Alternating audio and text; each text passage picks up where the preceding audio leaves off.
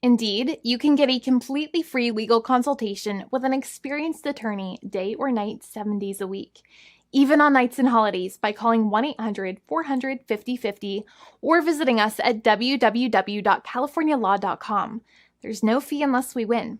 Today, we are going to talk about what you win when you win a lemon law case. The lemon law for defective vehicles can be very sour, but it can also be extremely sweet. Many people have defective cars, and everyone wants to know what you get when you win. Hello, and welcome again to our show. I am Allie. Every day, people are asking a lot of questions regarding the lemon law for defective cars. When their car is a lemon, they want to know how it turns into a tall glass of cold lemonade, or even a nice slice of yummy lemon pie. Today, we will explain what you get when you win a lemon law case. It truly can be super rewarding. And the very first thing I want to tell you is the following. It's not about the specific type of vehicle that you have. There's no specific list of cars or makes or models. New vehicles, used vehicles, leased vehicles, and purchased vehicles, and more can all qualify under the lemon law. In fact, the lemon law can sometimes apply to things other than cars too, such as trucks, boats, motorcycles, small planes, appliances, and some electronics might be considered lemons too. Let us know what you are dealing with in the comments below. However, the majority of cases that we see actually do have to do with defective cars and automobiles. First of all, I want to break down the basics of how the lemon law works. Basically, you got a vehicle that is defective or has problems, but the dealership cannot repair it within a certain number of times or within a certain number of days. If that's the case, then it might qualify as a lemon based on the state you live in. Pretty much every state of the 50 states of America has a lemon law. Unfortunately, sometimes automobile manufacturers don't focus on the safety of the vehicle and instead focus on the safety of their own cash pocketbooks and net profits. For that reason, if your car is a defective lemon, you should really know about your legal rights. So in the following, I am going to tell you all about what you can get or win when you win a lemon law case. Some automobile manufacturers make a lot of money and are rich, and a lot of people hate the dealerships for taking their money and giving them a hunk of junk, the runaround, and a bunch of lies. But sadly enough, the lemon law is not designed to make you rich, and it is not intended to make you wealthy. Instead, the law is designed in a way that is supposed to put you in the position that you would have been if the vehicle had not been defective. It is supposed to make you whole. Even if you spent $60,000 or $70,000 on the car to fix up the car and spice it up, you still might not get that money back. It really depends. Even though the dealership might have lied to you, given you the runaround, and then failed to do their part. That's why it is important to give them the lemon drop down. By winning lemon law cases, consumers are really making the road a safer place for all drivers and pedestrians by making automobile manufacturers care more about consumer safety. Now, what you get when you win a lemon law case usually comes down to one of three possible options or remedies. Option 1 is that they might provide you with a replacement vehicle. Option 2 is that they might offer you a refund or what is called a lemon law buyback. Options 3, I will discuss option 3 a little later on in this video, and it is an important option you should know about as well with some real lemon juice. So let's start with the first remedy. Option 1 is that they can provide you with a replacement vehicle, which means you can basically trade your car in for a different vehicle, but there are some important things you should know about this option. The replacement vehicle should be a vehicle of similar value. The replacement vehicle should usually also be a vehicle from the same manufacturer with similar MSRP cost. It's crazy that many times, even though you really don't like dealing with that dealership, you might have to get a second car from the same manufacturer, even though they have lied to you and given you the runaround or given you a hard time. But there's another option with this as well, because year after year, the cost of vehicles might go up and the new vehicle might cost more. That price jump can make it difficult to get a car with the same MSRP price.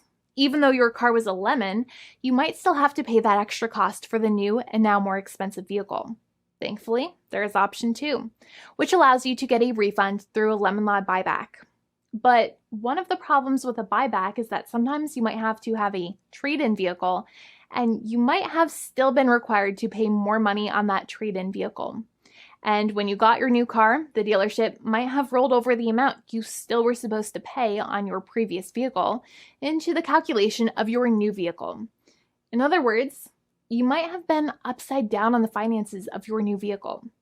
So sometimes you need to pay for that difference in order to get out of the car. And a lot of people find it extremely weird that they have to pay money in order to get out of the defective vehicle. But many times that's how it works. Now, in a lemon law buyback, if you get a lemon law buyback, you usually get back what you paid. You may have bought the vehicle in a one lump sum all at once, or you more than likely had a finance or lease plan. What you usually get back is the money that you actually paid. Your hard-earned money that actually left your pocket and went straight into the pockets of the manufacturers.